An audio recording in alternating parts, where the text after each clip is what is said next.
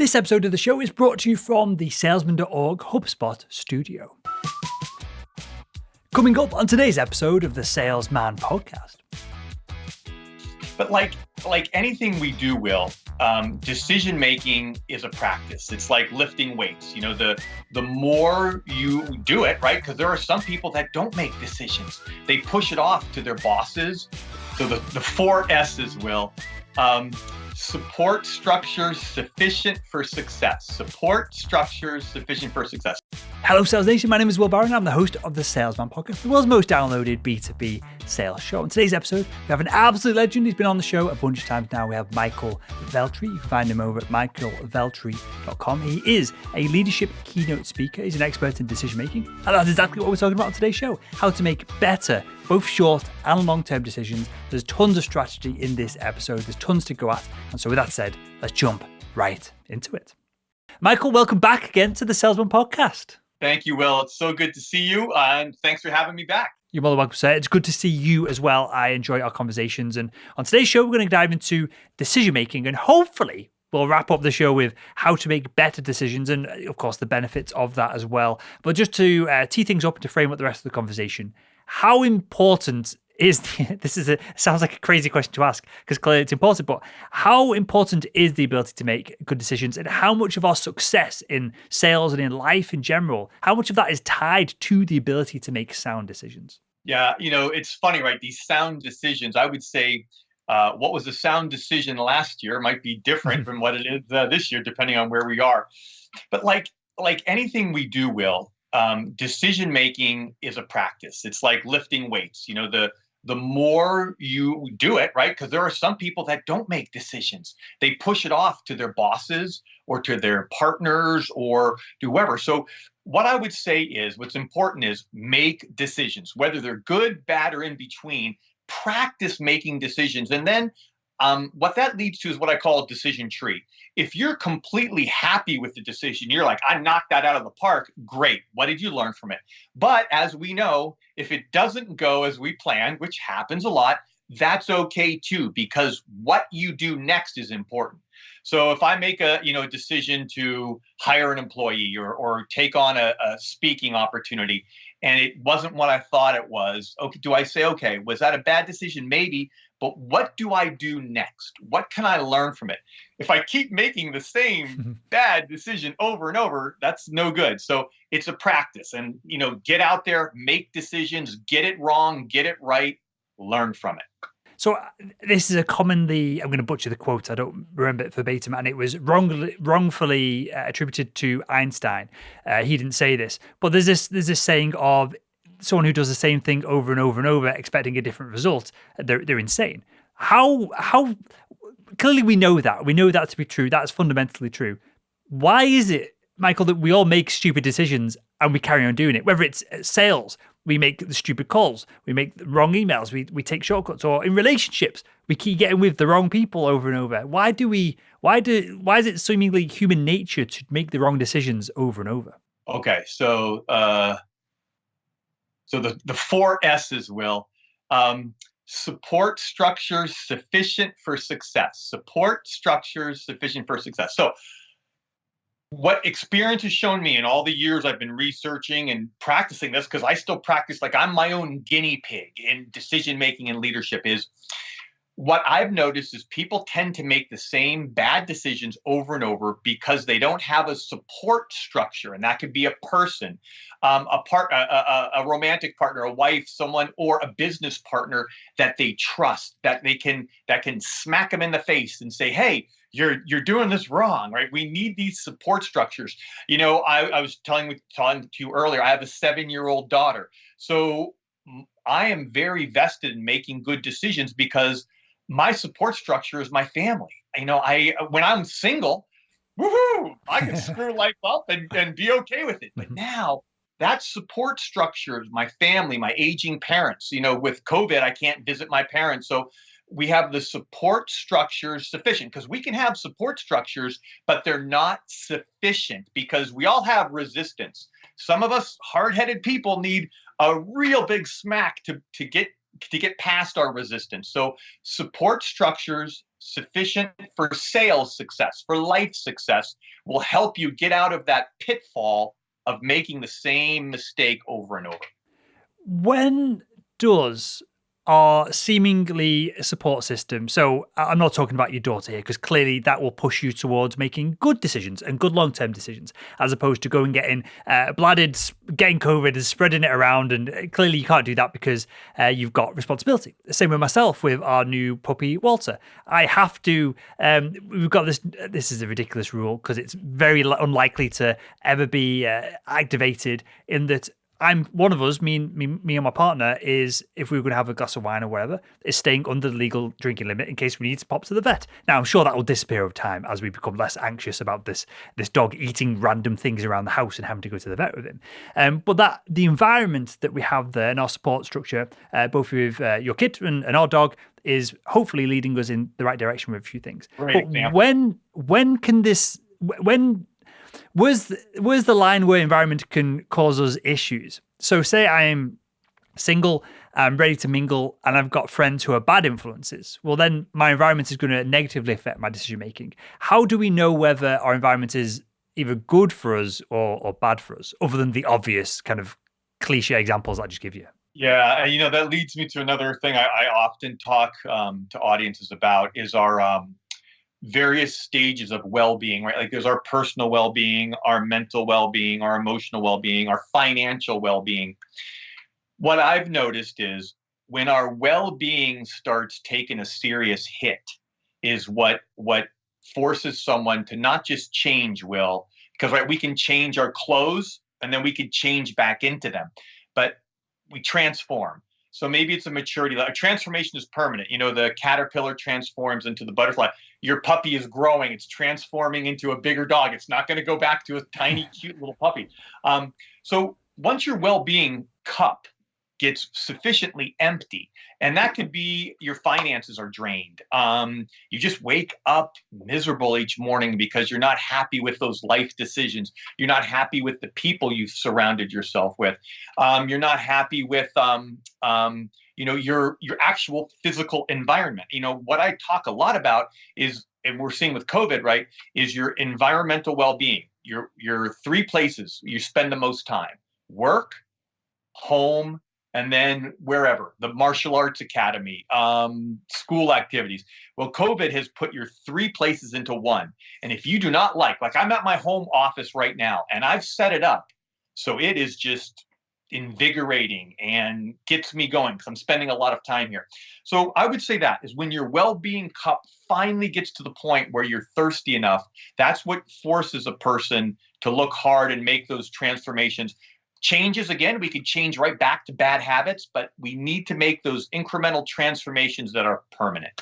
I love this. I love this analogy because this works both ways, right? Of if we're having a terrible time at sales, we might start making terrible decisions at home. I guess a flippant example would be if we've had a rubbish day at work, we might make rubbish food decisions, and we might pig out on some pizza and have a few drinks and watch the UFC or whatever it is, as opposed to if we've had a great day at work, we've seen success and we're in a positive feedback loop. Maybe I'm pushing things here with this analogy. Maybe we'd read a book instead, and we'd kind of double down on things. So is it fair to say then that our decisions in one area of our life, it's difficult to segment them from decisions elsewhere? Yeah, it's very difficult. It's that feedback loop that you were talking about, Will. It is very tough to say, hey, you know what? I've made 300 calls today, and I've got hung up on 299 times, and the one time it was a wrong number. It's really tough to take that and just throw it off your shoulders and be cheery. So yes, and I think it goes back to what you and I first talked about.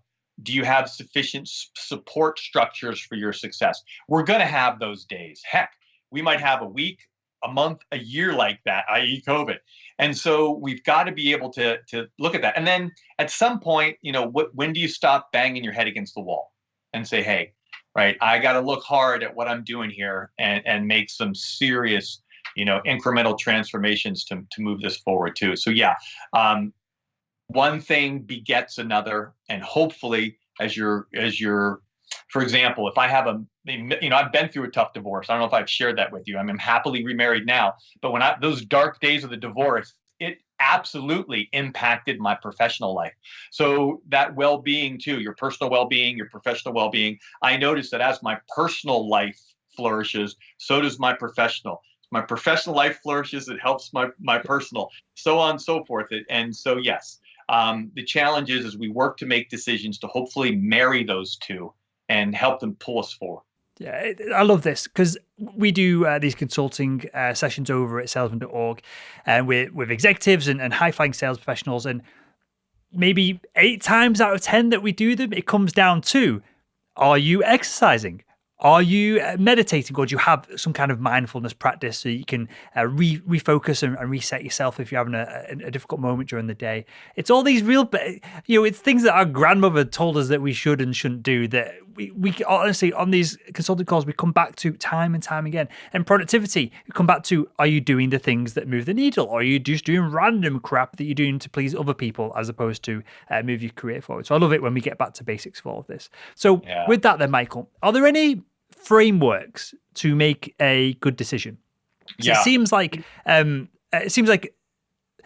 short-term decisions are, if you're in the right mindset, if you have the right information in front of you, it's easy to say, hey, I should do this because I'm going to get Y result. But what I'm really interested in are the frameworks that help with longer-term decisions where we don't get an instantaneous feedback loop. Is there any way we can use a framework or a model to improve our decision-making there? Sure. I'm going to share one solution I like to give. And again, tomes have been written on this. So I'm going to try and give you guys a short, easy rule for all the listeners and everyone that we can do it. And I call this, Will, I don't know if I've shared this with you before. I call it the rule of 3. And it's a very simple rule that will help us. And I'll give a jujitsu analogy too. In all aspects of our life. And it works like this. The rule of 3, it's a saying. 1 choice is not a choice. 2 is just a dilemma, either this or that. You need 3 choices to truly have choice. Okay, 1 choice is not a choice. 2 is just a dilemma. You need 3 choices to truly have choice. And so what I'm getting at with that is if we, me, you, your listeners, if you are giving yourself 3 empowering choices to choose from in your life, chances are you're going to be making better decisions. If you're, how many times have we said, I've only got, this is all I can do, right? No, nonsense. You need to try harder, get other people involved if you're to come up with 2 or obviously 3 more. If you don't want to give yourself 4 or 5, that's too many, Will. Too few decisions is just as bad as too many. The mind can only handle 3 pieces of information at once. So again, when we're looking at tough situations, COVID, increasing sales, hire this person, fire this person, get out of a bad relationship, get into a great relationship. What are our 3 choices? If you always work with 3, you're going to start seeing things that are right. We don't know that we don't know. Yep. Right. Those things are in our blind spots. I don't know what these hands are doing back here. Are they misbehaving? Are they being good? But when I start to force myself to come up with 3 choices, I start to see that. And then again, right, you can still make a really lousy choice because you have to choose it. But I tell you, if you push yourself, think about like when we're stuck in sparring, like with jujitsu. If you only see one way out, maybe you try that, it leads to the second, and you finally get out on the 3rd try. So 1 choice is not a choice. 2 is just a dilemma, either this or that. 3 choices truly have choice. If you try that rule of 3, I promise you're going to start making better decisions now, down the road, in the future. And again, depending on how much time we have, I wanted to come with a little nugget that hopefully will really add value to your listeners today. The jiu-jitsu analogy might work for yourself, being a black belt, know multiple ways to get around things. For myself, I see one option of like, okay, Kimura trap. Come on. Okay, it's failed. You've been crushed. I love the analogy and how that kind of works when we do have multiple options. And I like this because, and this is something I don't do often enough, I like to, and I think there's value in this. You can tell me your thoughts on this in a second, Michael. I think there's value in making quick decisions. So I focus on, if there's something in front of me, I decide. But in hindsight, as you lay that out, there's clearly value in the 3rd decision here, because you're going to have the decision that your gut's telling you to move towards, which is what I typically do. The obvious one is going to be do the opposite of that or take no action.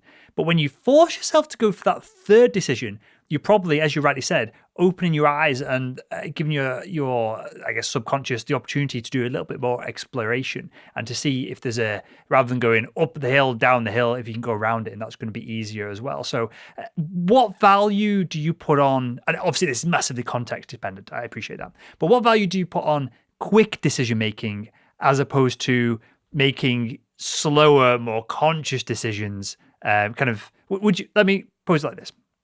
Would you rather make 5 rapid iterative decisions or 1 long, slow, deliberate one?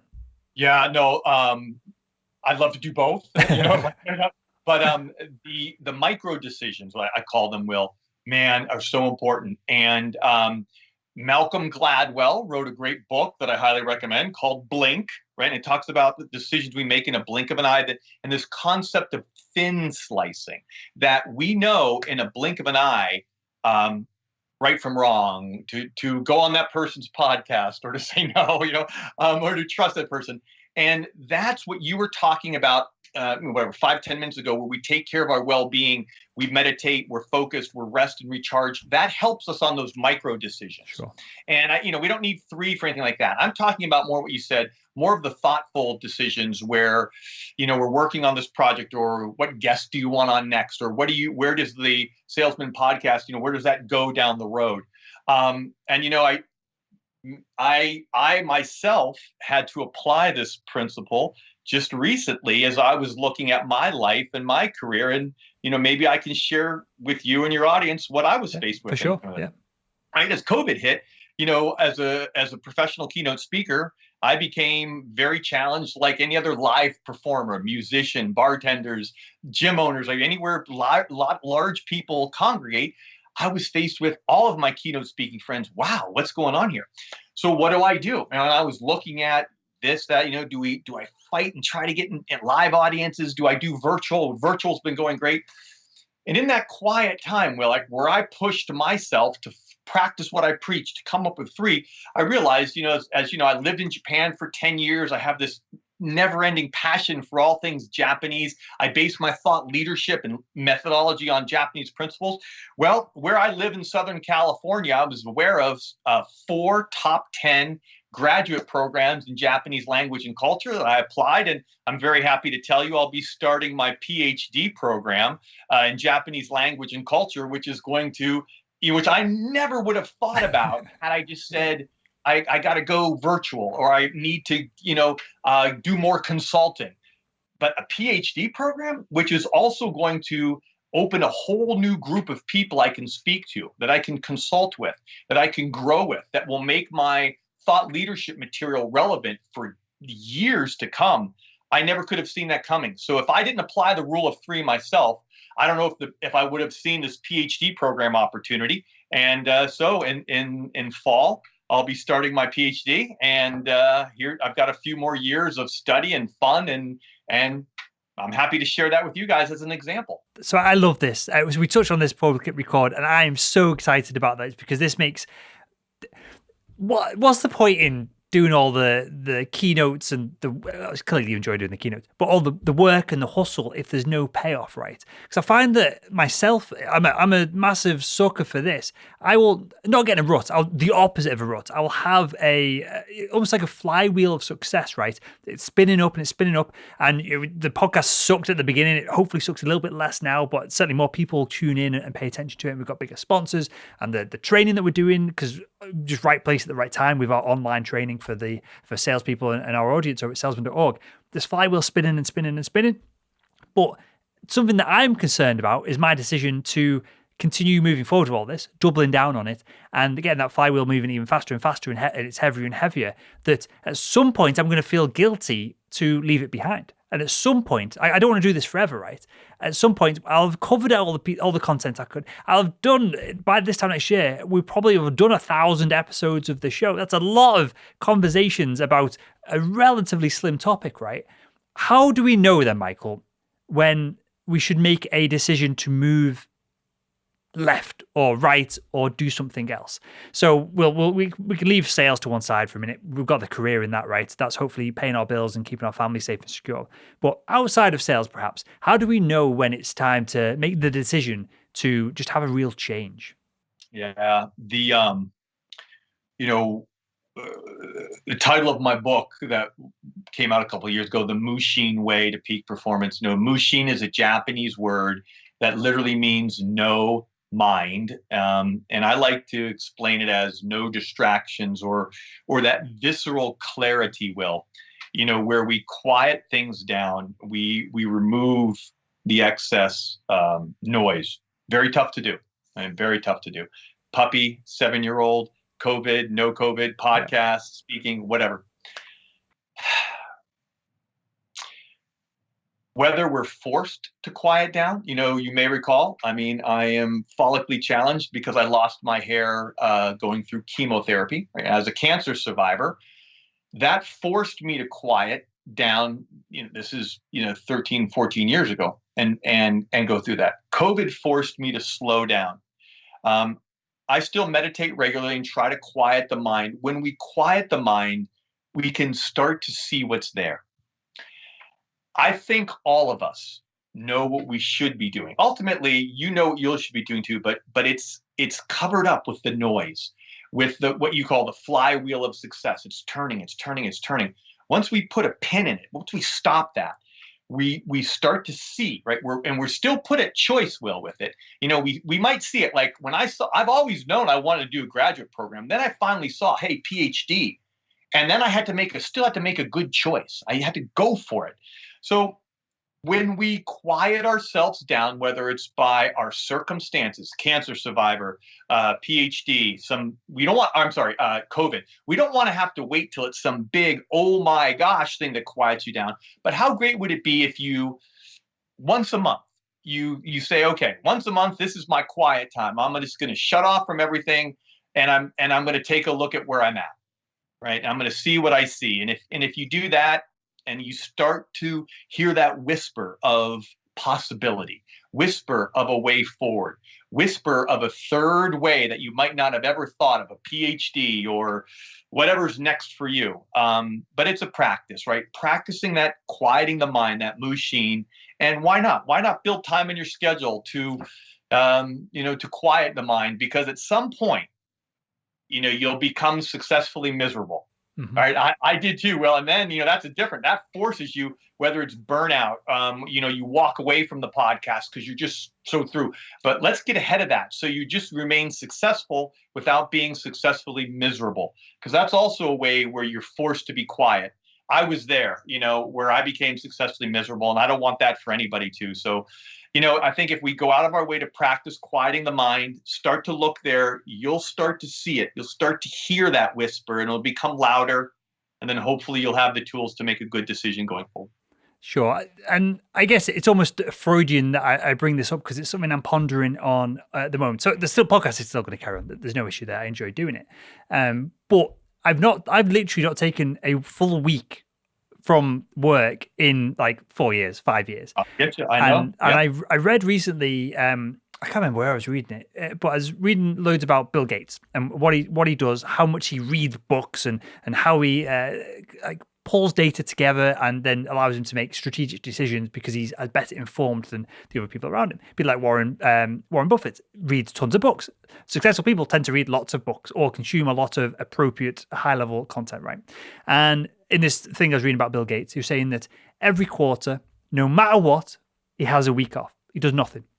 He literally just sits there, well, not literally, that's the wrong word, but it would be much of a week off if you just sat there in your own filth, just being fed.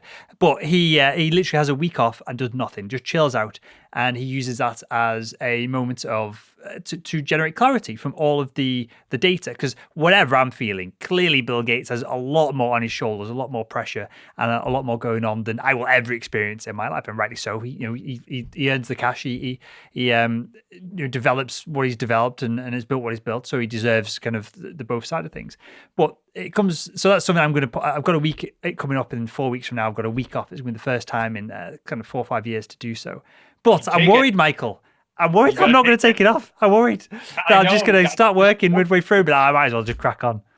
No, Will, you have to do. I mean, I'm 52, and I had never taken a 2-week vacation until age 40, and I was burning out, and so I love that. I just think about like today. I take my daughter to school, and I do a walk, and it's a 30-minute walk, and it's, I'll tell you, during those quiet times is when I come up with some of the best ideas. I love this idea of taking a week off. And I'm sure anyone who's watching the podcast is vested in their own growth and development. So they're workaholics, they're educationaholics, and maybe they're not good at taking time off. So whether it's a week off or 3 days off, I love building that into your schedule once a quarter. And you will come back with more ideas, rest and recharge, whether, it's whatever going forward. I love that idea, and I think it's really important. Yeah, so I'll report back to yourself, but to the podcast as well, as to how it goes. But I'm genuinely committed to this. And as I said, 2 weeks off, friggin' heck, I've never had 2 weeks off in the whole of my life ever. Maybe at uni when I was skiving, I'd have 2 weeks off at Christmas. That was about it since high school.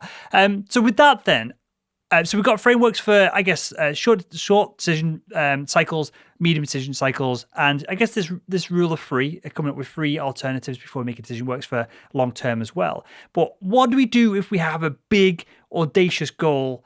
How do we backtrack from that and make good decisions now to almost invest into the goal over time and to make it happen? Is there anything we need to do when we're talking about big, hairy, audacious goals with regards to decision making? There's a very simple sentence, and I wouldn't say it's rhetorical because you should be asking it and answering it, not just yourself, but your team. And it goes like this: what would have to be true for this option to be the best choice? What would have to be true for this option to be the best choice? I know it's simple. Many times we don't break it down that simple. What would have to be true for this option to be the best choice? Now that might open up other things forward, but many times, if we, as a decisive person, we jump into action, but it might not be the best action. And more importantly, right, we are the average of the 5 people we spend the most time with, Will. So if you're surrounding yourself with people that, the more quality people you surround yourself with, like you said about Bill Gates getting all the information, right? If you and your team are asking that question and poking holes in it, what would have to be true for this option to be the best choice? Chances are you're going to be making better and better decisions, especially if it's big, scary ones. Relationship ones, making a decision to get divorced was huge. Making a decision to get remarried was huge. Making a decision to get a puppy, huge, man. I mean, huge. These are big decisions. Making a decision to sign on to a PhD program. Everything, rule of 3 I did. Answered that question. What would have to be true for getting this PhD to be the best option? It took me talking to my wife, running that past her, thinking about our future, time commitments, everything. So that simple question, what would have to be true for this option to be the best choice, allows you to you and your team to start to think more. And that would be the other question. Other thing I would say is team, right? If you're trying to answer all of the big, hairy stuff yourself, you're going to miss a ton of stuff. Get other people involved, people that can tell you no. No, Michael, don't do that PhD. You're nuts, right? And I needed people to push back, and kick those tires. So have a team, run that question, and when those big, scary decisions come up, you're able to tackle them more and more. I love this question because it forces you to test your assumptions. So we make decisions all day, day in, day out, whether it's cognitive biases, whether it is just routine and repetition, whether it is the fact that we've just never pondered on these things. We probably make tons of bad decisions every day, and we will make some good decisions on good assumptions as well. That there's no data on, there's no relevance. We don't have the correct information to make these decisions, but perhaps it's worked once, and so we try it again, and we try it again, and we try it again until it fails. Is there anything else that we can do to make us more aware of the assumptions that we have or any cognitive biases that we have? Because I know, I can't remember the name of the cognitive bias now, but there's a cognitive bias where essentially once you invest into something, you're far more likely to keep going down that path rather than make a clean break and move to a new decision, which is probably better overall, net. Is there anything we can do to become more aware of cognitive biases and to become more aware of assumptions and bad data? Yeah, it's like, if you put on a pair of rose-colored sunglasses, you're going to see everything through those rose-colored lenses. You like them, sometimes it usually takes someone else coming and taking them off of you. So I'd go back to what I just said about who you surround yourself with. Do you have a coach that is coaching you, that can look at you and give you honest feedback? Do you have people around you? Like if it's left up to ourselves, we're going to continue to wear those rose-colored sunglasses or green-colored ones or whatever, and see life through those lenses. We need somebody else to reflect back to us. A spouse, a business partner, a mentor, a parent, somebody like that. So I would say, and especially in this day of COVID, where we're much more insulated, get people around you. Get involved in a mastermind group. People that can say, hey, what are you doing? You're wearing rose-colored sunglasses. You look like an idiot. Take those off. And then when you take them off, you're like, oh wow, I didn't know that. I didn't even know I was wearing the sunglasses. But that's where we need other people, and again, other strong people to get in our life and show us where we're going. That would be my best advice. That's what's worked for me, because I know if I'm left to my own devices, I'm going to have those blinders on and think I'm doing great. We need other people to smack us in the face, show us what's going on, and then again, we're still put at choice. It's not that you still have a chance to say yes or no to it. And hopefully you take the correct path. Is there which one of these is more powerful, right? Because I maybe this is how I'm wired, but I feel like the negative way is probably more powerful for me. We can look for people to test our assumptions. So it doesn't have to be physically asking questions or having a mentor. It could be, this person got where I want to go. They took these actions, so I should take these actions. Well, I find that motivating for like 15 seconds, and then it goes in one ear and out the other. I find it more motivating, again, this might be unhealthy over the long term, but to look at people who are not having success or in the position I would be if I plodded along and didn't keep moving forward, or people that have had issues. And I go, okay, they've made these decisions. I've got to do the opposite of that to just avoid pain as opposed to move to success. Is the one strategy, less of a strategy, is the one system here that is going to be more effective and going to encourage you to make bigger decisions, more accurate decisions better than the other? Well, first of all, I love that we're having this conversation, Will. This is why you're where you're at. First of all, I would love for people to do either of them. Success leaves clues, right? Sure. Clues. It's not a fail-safe way. I also like what you just said. Unsuccess leaves clues too. Like, don't do this. But you're going to have to want to look for them, and B, you're going to have to. So, I think both are okay. Like, success does leave clues, but I don't think there is a fail-safe blueprint, because if it worked for this person, Joe Schmo or Josette Schmo might be completely different from me. Just like you said, after 15 seconds, I get bored. It might not work, but it does leave clues. So I would say what's more important is look for those clues.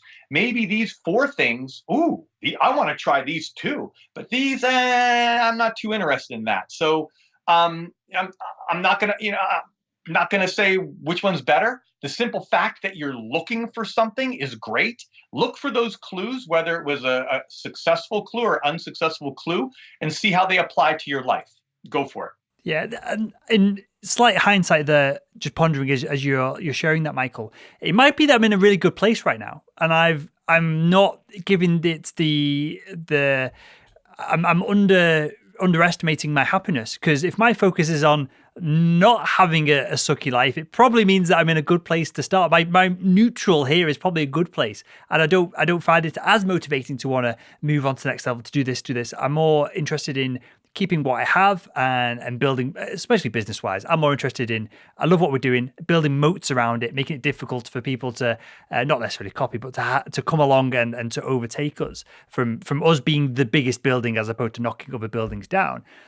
So maybe I'm just you. I feel like you've psychoanalyzed me here by just by in our conversation of maybe I'm just in a good place, right? And maybe there's people listening to this who are in a good place, and we want to just continue on the right path as opposed to always having to go to the next level, always having to next sales job, leadership, this, that, and that.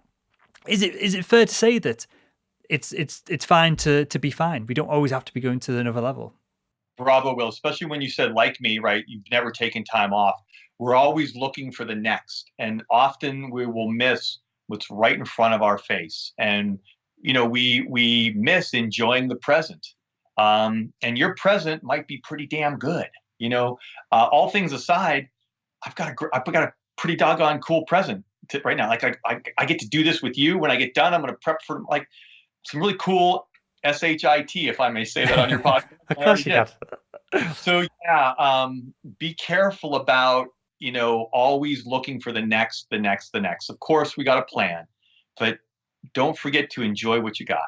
Yeah. As you say that, I feel like I picture a hamster in a hamster wheel, just running faster and faster, but not getting anywhere, right? Someone's probably said that to me on the podcast, and it's kind of slipped out there, and I can't credit it to anyone. But it seems like, especially in sales, where every year you crush it, your target goes up. You crush it, your target goes up.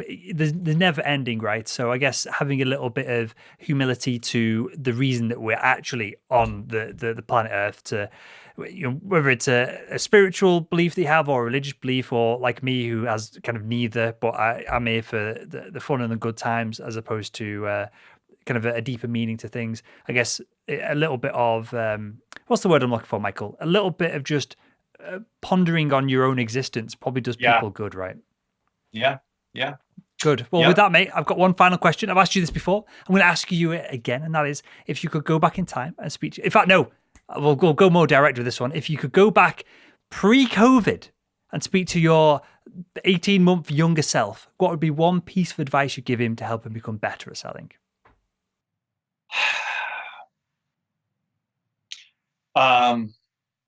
Pre-COVID. You know what? The advice I would give myself pre-COVID is definitely to slow down. COVID made me slow down. Ironically, Will, for us to speed up, i.e., take the next step forward, we got to slow down. Just slow down, Sparky. Slow down.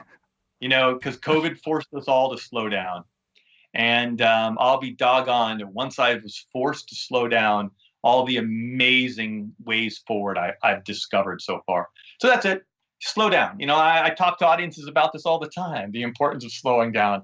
For once, I should listen to myself. I love it. Well, with that, Michael, tell us more about your leadership keynotes and everything else that you're up to as well. Sure. So michaelveltri.com has all my information. I often speak to a lot of sales teams, a lot of sales kickoffs, and on how to be a better leader to make better sales. And so anyone interested in hearing more, please just visit michaelveltri.com. I'd love to hear from anybody and help any way I can. Amazing stuff. Well, I'll link to your website, everything else that we talked about in this episode over at salesman.org. And with that, Michael, I appreciate the conversation. I appreciate you've given me a few things to ponder on my week off, probably document and do a bit of journaling and all that good stuff on it. So I genuinely appreciate that, mate. I want to thank you for joining us again on the Salesman Podcast.